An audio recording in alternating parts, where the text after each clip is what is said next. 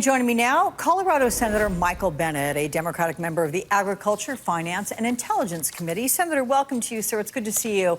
I'm curious what you make, sir, of the probe into Rudy Giuliani. Should those who are close to Donald Trump be worried? Well, I obviously know almost nothing about that investigation, but I will say that it shows that nobody's above the law. And Rudy Giuliani, a former mayor of New York, is not above the law. And Donald Trump, even though he treated his entire presidency as though he was above the law, is not either. So this can't be good news for either Rudy Giuliani or Donald Trump. Well, that is a good answer and certainly a truthful one there. Let me ask you about the president's American Families Plan. It calls for a 4-year extension of the new $3,000 child tax credit, the child poverty program. That is something you've been promoting for years now. You've made it clear you want to see this made permanent. So are you seeing support for that among your Senate colleagues? Yeah, we sent a letter, 41 of us sent a letter to President Biden saying we want to make it permanent. Chairman Neal, the House Ways and Means Committee chairman, has said he wants to make it permanent. Rosa DeLauro, who chairs the Appropriations Committee in the House, says she wants to make it permanent. The Speaker says she wants to make it permanent. So I think we'll find a way to make it permanent. This is the most progressive tax change we've made in our country in generations. It's going to benefit 90% of America's kids, and it's going to cut childhood poverty in half this year. So I think I'm very pleased that Joe Biden has included it in his plan, but I think we can do even better by making it permanent. And I have to say on Wednesday night, I mean, really the president got a big ovation when he talked about that and the way it has cut child poverty. I think that was across the board support there in the chamber. So let me speak about what's happening this week with the president and vice president getting back on the road. They're trying to sell their spending plans. Your Republican colleagues have made it pretty clear their opposition to the price tag.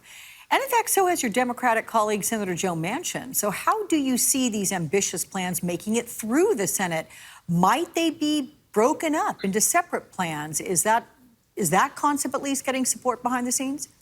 Well, before we talk about breaking it up, I can see why this might be hard for some of my Republican colleagues to grasp, because unlike the plans they proposed, this plan is paid for. Unlike the plans they passed, this plan cuts taxes for working people and for the middle class and raises revenue on the wealthiest people in America.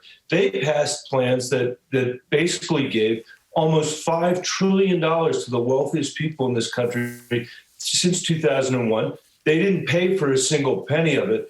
And now they're complaining when a president wants to actually invest here at home. We've spent 20 years cutting taxes for wealthy people. We've spent 20 years fighting 2 wars in the Middle East. It's time for us to invest in our people. It's time for us to invest in our infrastructure, as global competitiveness requires it. The Chinese government's march across the world requires it. Climate change requires it. The advancing technologies require it. And the American people want us to do it. These proposals are broadly popular across the country, even if the Washington Republicans can't quite figure that out. And I hope Joe Biden and Kamala Harris not only go to blue parts of this country, but go to red parts of this country and demonstrate how much better the Biden tax cut is for rural America than the Trump tax cut was for the wealthiest Americans in the country. Mm-hmm. That's the argument we should be having. I think it's an argument that we can win.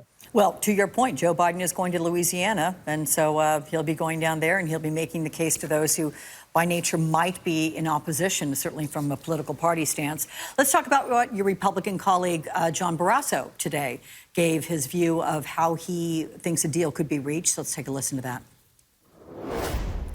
I actually believe there's a deal to be had if we leave out things like the Green New Deal and recyclable cafeteria trays and climate justice, because $500 to $600 billion of infrastructure is a massive amount of infrastructure. And we ought to start with the core that we passed when I chaired the Environment and Public Works Committee. It focuses on the things that people think of as core infrastructure that President talks about as hard infrastructure. Okay, so what people think of as core infrastructure, I'm going to pick up on a couple words that you suggested when you just gave your last answer, advancing technologies. Is there any sense of forward, big thinking picture from Republicans, or is it only about tackling things as they seemingly exist right now? There has to be, and there is. I'll give you an example. John Cornyn who's a Republican from Texas, has been great on semiconductors. You know, he's realized that if we don't do something, we're not gonna be able to produce semiconductors in this country. We're going to be relying on China. I'd say the same thing is true for cars. Do we want to rely on the Chinese government for electric vehicles, or do we want to build them here in the United States? Advanced bioscience, agriculture.